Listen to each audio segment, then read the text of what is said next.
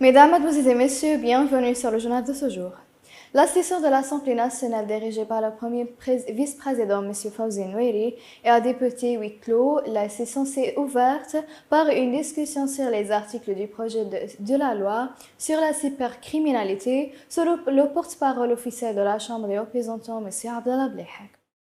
L'Assemblée nationale a approuvé le projet de la loi sur les transactions électroniques à la majorité des voix lors de sa session officielle hier dirigée par le premier vice-président du Parlement, M. Fawzi Nouiri. Selon le porte-parole officiel, M. Abdallah Blehek, l'Assemblée nationale a également discuté lors de sa session de la modification de l'âge de candidature à la présidence du pays et la loi a été votée à la majorité des représentants présents et de sorte que le minimum de l'âge de candidature est de 35 ans au lieu de 40 ans.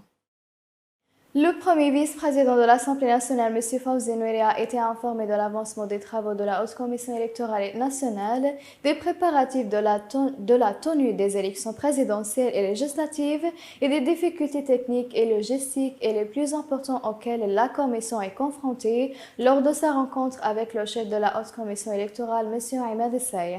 Nouiri a souligné que les élections présidentielles et parlementaires se tiendront à temps, soulignant que le Parlement est en session permanente jusqu'à ce que la maturité électorale soit achevée et s'efforce de faciliter le travail de la Commission et à surmonter toutes les difficultés dans la conduite du travail électoral.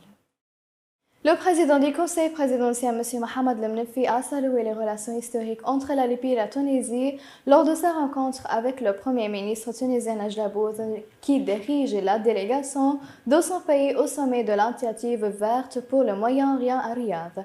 Le Premier ministre tunisien a affirmé le soutien continu du gouvernement et du peuple tunisien du peuple libyen pour réaliser ses aspirations. Mesdames et Messieurs, la fin des résumés, merci de m'avoir attiré votre attention et au revoir.